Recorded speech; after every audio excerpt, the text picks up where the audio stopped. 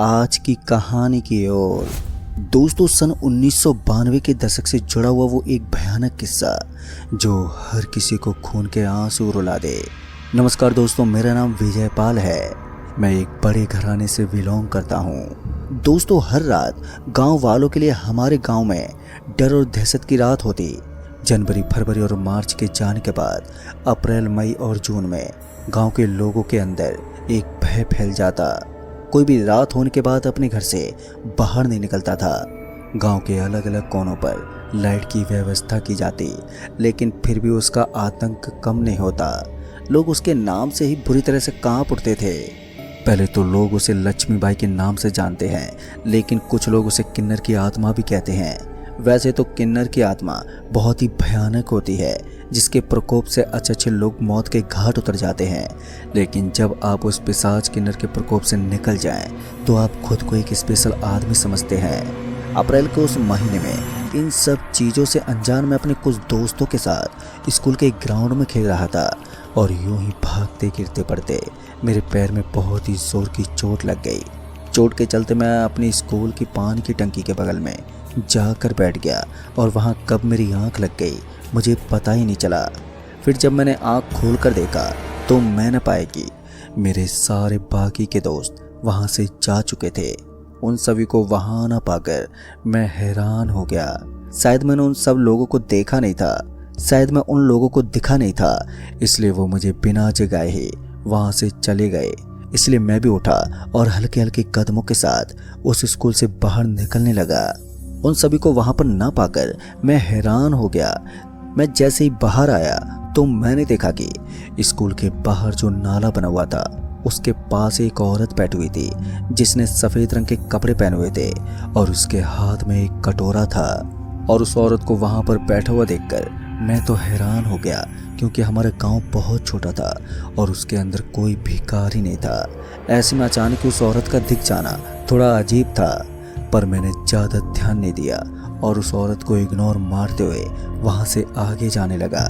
पर पता नहीं क्यों बार बार मेरा ध्यान उसी औरत पर जाकर अटक जाता।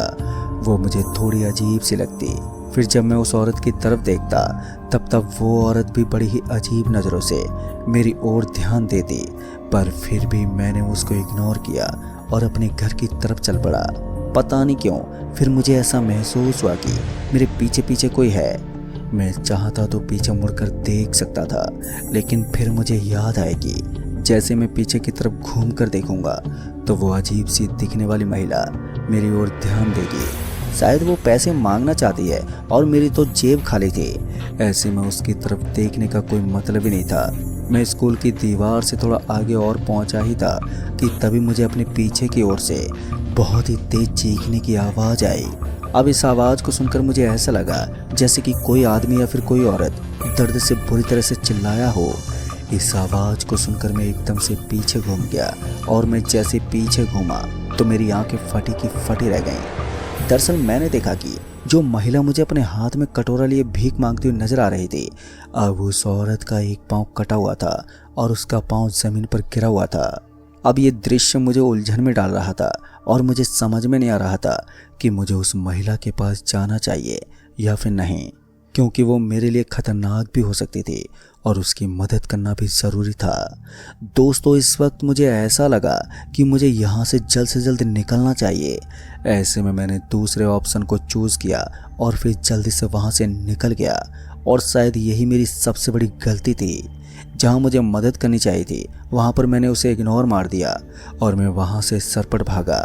लेकिन थोड़ी दूर आगे जाते ही सामने की तरफ मुझे जो दिखा, उसे देखकर तो मेरे कदमों के नीचे ज़मीन ही खिसक गई। दरअसल मैंने देखा कि अभी अभी जो औरत मुझे अपने पीछे बैठी हुई नजर आ रही थी, अचानक ही वो मेरे सामने पहुंच गई थी और उसका पूरा बदन खून से लथपथ हुआ पड़ा था। अब ये नज़ारा देखकर मेरी तो बोलते ही बंद हो गई। इससे पहले कि मैं कोई कदम उठा पाता कि अचानक से उस महिला ने भयानक नज़रों से मेरी ओर देखना शुरू कर दिया। मैं समझ गया था कि मैं उस औरत की सहायता ना करके सबसे बड़ी गलती को अंजाम दिया है। मैं चाहता तो वापस से पीछे की तरफ भाग सकता था, लेकिन मेरे दादाजी ने मुझे पहले भी बताया था कि जब भी हम किसी नकारात्मक शक्तियों के चंगुल में फंसे हो तो हमें वापस से पीछे मुड़कर नहीं भागना चाहिए। ऐसे में मैंने तय किया कि मैं अपने रास्ते को नहीं बदलूंगा और जिस तरह से मैं भाग रहा हूँ बिल्कुल उसी तरह से मैं भागता रहूंगा। फिर इस बार मैं जैसे उस महिला के पास पहुंचा तो मुझे महसूस हुआ कि अचानक से मेरे पूरे शरीर ने काम करना बंद कर दिया था और मेरा पूरा शरीर सुन्न पड़ने लगा था। जैसे जैसे मैं उस औरत के करीब पहुंच रहा था तो वैसे वैसे मुझे एहसास हो रहा था कि मेरे बदन में एक अजीब सी सनसनी मच गई हो। ऐसा लग रहा था कि मेरे शरीर की जान अब खत्म हो चुकी हो। मेरे हाथ पैरों के साथ साथ मेरे मुंह ने भी अब काम करना बंद कर दिया था। मैं जोर से चिल्लाना चाहता था लेकिन मेरे मुंह से आवाज़ बाहर ही नहीं निकल पा रही थी। तभी मैंने देखा कि वो औरत मेरे पास आई और उसने मेरा हाथ पकड़ लिया और जिस तरफ वो महिला मुझे खींचती जा रही थी तो मैं भी उसी तरफ खिंचता चला जा रहा था। मुझे समझ में नहीं आ रहा था कि आखिर मैं उसके काबू में कैसे आ रहा हूँ। आसपास के सारे घर बंद हो चुके थे, कहीं पर भी जिंदगी बचाने का कोई रास्ता नहीं था। अब तो ऐसा लग रहा था कि मैं अपनी मौत से मुलाकात करके रहूँगा। यूं ही उस महिला के साथ साथ चलते चलते मुझे सामने की तरफ एक चर्च जैसा कुछ नजर आने लगा। दिखने में ऐसा लग रहा था कि वहां पर किसी ने चर्च बनाया हो जिसके चारों तरफ लालटेन की रोशनी चल रही हो। आज से पहले मैंने कभी भी हमारे गांव में इस तरह की कोई जगह नहीं देखी थी। मैं समझ गया था कि ये सब इसी महिला की नकारात्मक शक्तियों का असर है और ये महिला मुझे खासकर यहीं पर लेकर आई थी। मैं भगवान को याद करने की कोशिश कर रहा था लेकिन आज ना ही तो भगवान का नाम कोई असर कर रहा था और ना ही उस गांव का कोई आदमी मुझे बचा सकता था। मुझे दिख रहा था लेकिन तभी एक चमत्कार ने उस महिला के इरादों में खलल डाल दिया।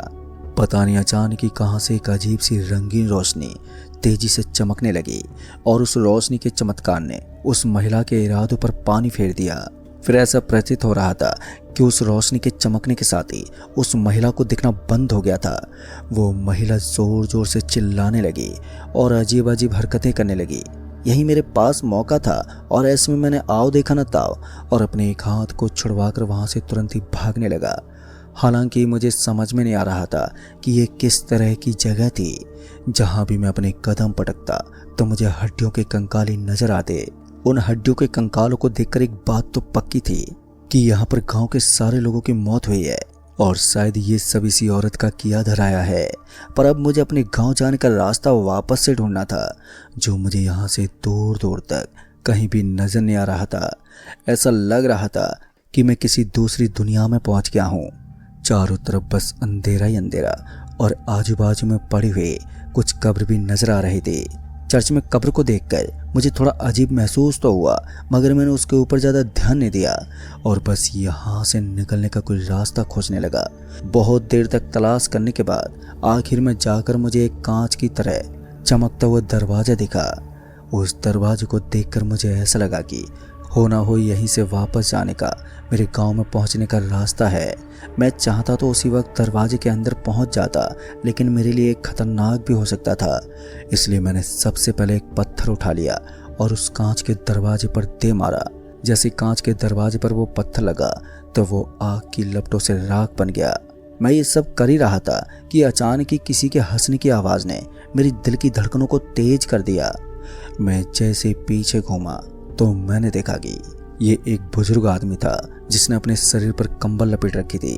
उस आदमी को देखते मैं थोड़ा सहम गया लेकिन फिर उस आदमी ने कहा, घबराने कोई बात नहीं है, वो महिला कुछ देर के लिए अपनी शक्तियों से वंचित हो चुकी है, इसलिए तुम्हारे पास यहाँ से निकलने का एक अच्छा मौका है।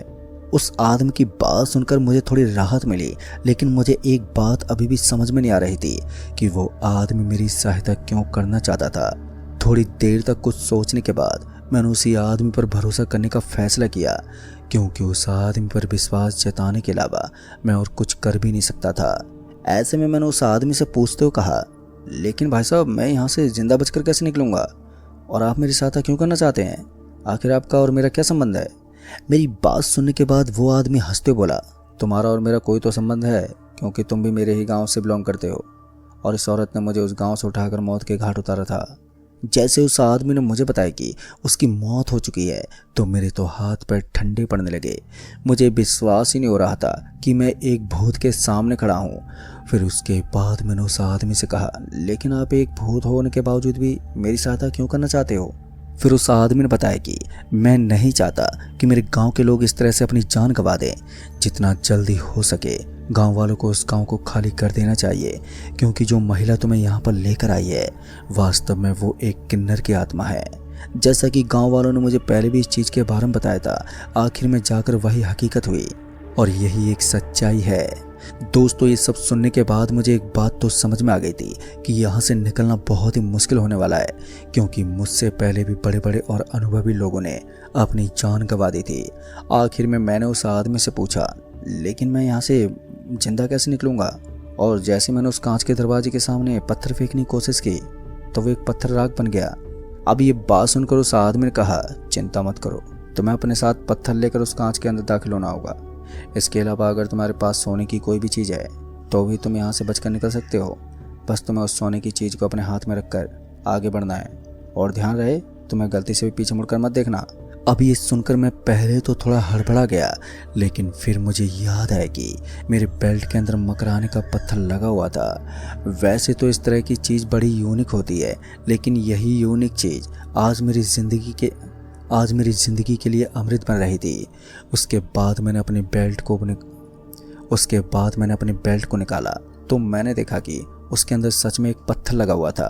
फिर उस आदमी ने भी मेरी तरफ इशारा करते हुए बताया कि वास्तव में यही पत्थर तुम्हारी जान बचा सकता है। तुम्हें इस बेल्ट को अपने हाथ में लेकर उस चमकीले दरवाजे के अंदर मौजूद होना है। जैसा कि उस आदमी ने बताया था तो मैंने भी ठीक वैसा ही किया। मैं उस बेल्ट को अपने हाथ में लेकर उसी तरफ निकल पड़ा, मगर मैं जैसे उस चमकीले दरवाजे के पास पहुंचा तो मेरी धड़कनें बहुत ही तेज हो गईं, क्योंकि अब मैं बुरी तरह से डर रहा था। और जिस तरह से मैंने पहले उस दरवाजे पर पत्थर फेंक कर मारा था तो उसी चीज़ को याद करके मेरा दिल बुरी तरह से दहल रहा था। मैं थोड़ा असमंजस में था कि मुझे इसके अंदर प्रवेश करना चाहिए या फिर नहीं, मगर मैं अपने कदमों को पीछे भी नहीं मोड़ सकता था। ऐसे में मेरी मौत पक्की थी, क्योंकि अब तक उस महिला की ताकत वापस लौट आई थी। पर इस बार मैंने समय को बर्बाद नहीं किया और तुरंत ही उस बेल्ट को लेकर उस दरवाजे के अंदर दाखिल हो गया। जैसे मैं उस दरवाजे के अंदर पहुंचा तो मुझे ऐसा लगा जैसे कि आग की लपटों ने मुझे घेर लिया था। मैं बुरी तरह से तड़प रहा था, लेकिन फिर एकदम से मेरी आंखों के सामने घोर काला अंधेरा छा गया। फिर उसके बाद जैसी मेरी आंख खुली तो मैंने देखा कि मैं अपने गांव के उसी स्कूल के पास लौट आया था और मैं नीचे गिरा हुआ था।